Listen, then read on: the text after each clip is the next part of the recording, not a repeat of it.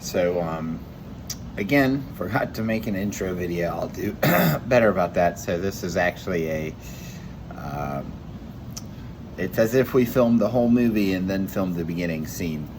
Uh, that'd be an interesting idea. I wonder how that would turn out. But, so this is the second half of 10 weeks out. Should see a cool thumbnail actually today. What else? I felt pretty solid getting in this week, a little nervy, just because it was that first week back from deload, and that can always be like, oh, what's going on here? But overall, I handled it very well. Excited for the next day. I'll get my program Sunday. I'll squat, and I'll just get the fuck after it.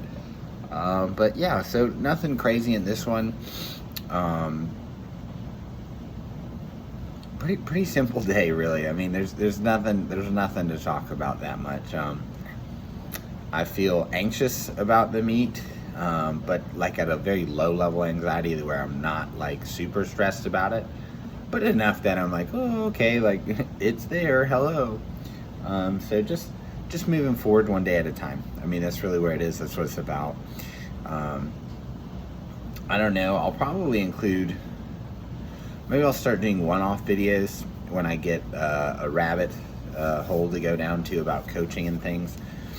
But other than that, like, this is going to be the majority of the content. I hope it's interesting. I know lifting can be kind of like boring, and I'm not like, I'm stronger than your average person, but I'm not like superhero strong where like it's like, oh, this is so cool.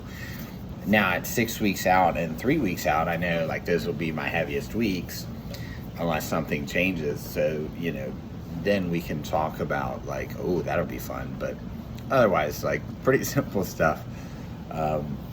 Just gonna keep this going, and honestly, what I'm most looking forward to is taking the time after the meet to sit down and then just watch all this stuff and just see the progression, both in my face and how tired I am, but also kind of the things that I'm talking about and where my brain was at what points, and because it's very easy to get carried away with everything, and then you forget, no, actually that was more difficult, or actually that was easier than I remember it, you know what I mean? So things like that. But looking forward to it. Hope you enjoy the video. As always, like, subscribe, favorite, tell me what you want to see. Hopefully the few people who are watching this, I think I have like 50 views on one video, big time. Hopefully we hit 51. Yeah. So here, doing some Copenhagen pulses, not particularly great. Basically the next step up from a regular plank, or adding bands, and a little bit of cake on display for y'all. What I would have liked to have done, just looking back at this, is straighten out that angle of the hips and the shoulders relative to the ankle, but no big deal. It's working. And then some tricep pushdowns on the pulley. My gym is fantastic for what I need, but I'm going to start just going to other gyms here and there, just to stay kind of varied and not lose my brain being in the same place that I work all the time. I don't know how much is on there. There's probably like 100 pounds or something. I don't know. And it's also hard for me to like gauge how much weight I need, because that single pulley where it can just float around like that is vastly different than like a machine. So yeah, but good time. So, grocery haul time.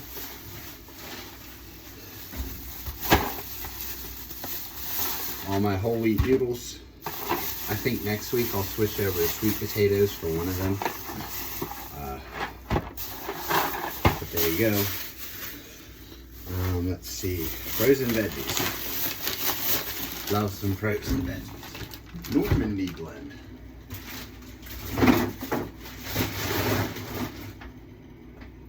Let's see. 2 bags.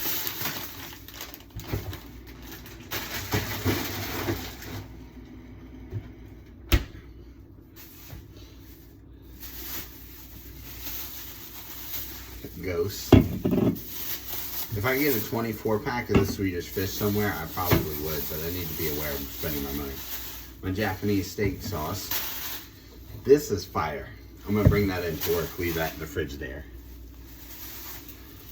Bananas. Because I'm running out.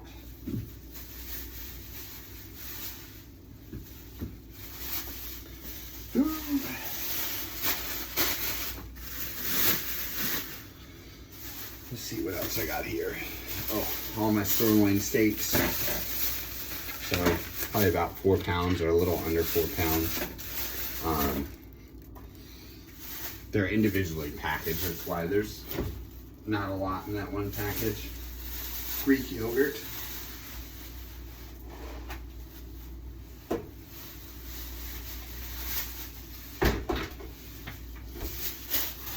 And chicken breasts, I'll leave that in the bag.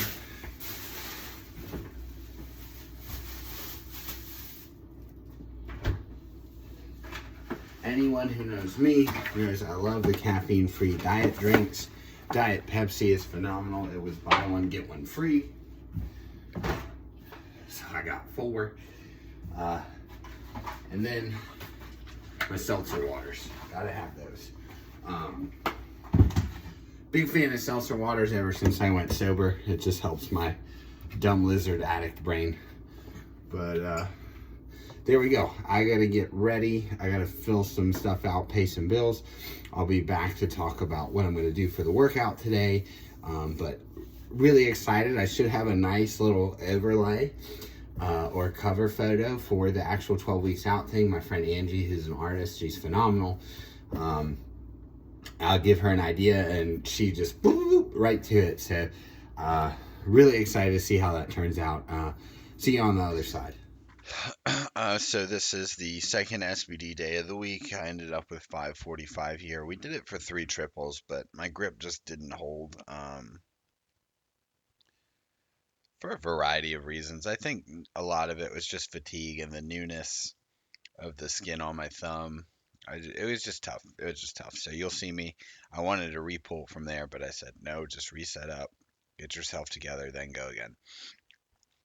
But yeah, I still did what I was supposed to do, so you can't complain about that. This is going to be some Spoto presses, 305, and I think all 5 are going to be shown here. But oh, it was that was tough on the pec. I was kind of surprised at the maybe not difficulty, but just the stretch I was feeling. I was like, wow. So here's the second set. Getting better at keeping that butt down. The big thing I think that makes the difference for me there is where are my feet. If they're stacked right under the knee or a little in front of the knee, it's good. But if it's back behind the knee, like towards the shoulder, then I tend to lose my butt. And this is me just kind of crying on the bench because I was tired and I didn't feel fantastic. And part of that's just because we had to move around days, so my body was not ready to train. And then here's some, well, that was supposed to be paused, but it wasn't. There we go. That one was paused. So 445 paused high bar for doubles. Always pretty fun. I like high bar. I'm not too bad at it either, so that's probably why I like it. But full steam ahead. I'm pretty excited for where things are leading up to. Big strong pause, boom, pop out of the hole. So 10 weeks out, finished. Feeling fucking tired. Where to start? Today went okay. I hit the numbers roughly as prescribed. I was having hook grip issues. I just couldn't fucking hold the bar. It's so frustrating. Noticed my bicep tendonitis kind of coming back. I noticed it on bench, which means I've not been doing my external rotation work. And noticeably on my deadlifts, I felt like I couldn't get into a good position with my T-spine. So it's kind of like, okay. You've been hitting other mobility things hard, and those have been good because things are improving in those areas, but I need to at least add one thing back in, maybe 2 times a week for those things at least. So there's that. I also had to move to what would have been tomorrow Friday to today.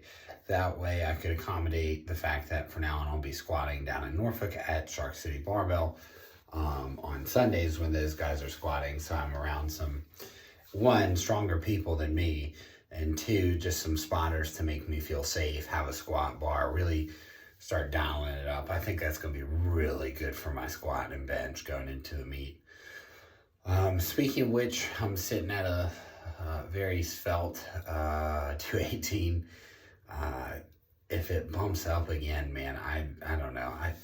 I'm talking with my dietitian. I think my game plan is if I hit 222 by the end of prep, okay, we can do carb and water manipulation. If I get to 225, I'm just going to walk in at 225. But like 218 and I don't look terrible. Like, you know, that's not lean, but I'm not like pushing, you know what I mean? Like, so stage ready. And then on top of that, we talked about like what's the long-term plan after this meet. Because I think I'll probably, I don't know how long I'm going to do this sport. I'd like to do it forever, but at some point that's not true. It's not truly possible. But I would like to do like, let's say 20, 30 meets. So with that said, you got to figure at this point, as much as I'm already filling out at 220, I'm probably going to have meets in the next 2 years where I'm just 242. So I think after this meet, instead of letting my weight come down a little bit, I'm just going to try and recomp and hang at this kind of 218, 217 mark. Because that's usually where I end up. Like the week or two after meet where I'm not tracking super hard and I'm just kind of eating and moving around, I usually seem to drop off a couple pounds. And some of that's probably inflammation and water weight dropping. But then usually I'll take my weight down to like 208, 210. And now it's kind of like, what's the point in that? If I know I'm probably just going to end, like, what's the point of losing 10 just to gain the same 10 back? I think I'm probably going to get way more out of staying heavier in that off-season period. And if I notice my work capacity is diminishing, it's not lose weight, it's let's add in some more aerobic and work capacity stuff to accommodate for that. But overall, I feel, I don't want to say confident. Because if you ask me, am I confident I'm going to make it to the meet? I mean, yes, but no. You know what I mean? I'm not ready to compete, but it's also 10 weeks out. So that's the normal feeling. I think I would be fooling myself if I expected, I was just ready to go. So I know this process enough by now. I think I've done eight meets. I've done it enough times. I'm not super experienced. I'm not saying that, but I've done it enough times where I kind of know, like, okay, like, prep's going to suck a little bit on some days. You just got to pull it together. So, and even then, like, what I'm calling a shitty day isn't even a shitty day. It's just like I had grip issues, but I murdered my pause high bar squats, and my spoto presses were good. I could just tell, okay, my bicep is cranky. So with that said, it's like, man, if your bad days are like just a pretty average day, like, damn, like you're in a good spot. So I have to remind myself that sometimes. It's very easy for me to get frustrated. So like today I was texting my coach and I was like, looking, I'm getting fucking frustrated with deads. I'm going to take a second, I'm going to eat a banana, and I'm just going to fucking listen to R&B for the rest of the session.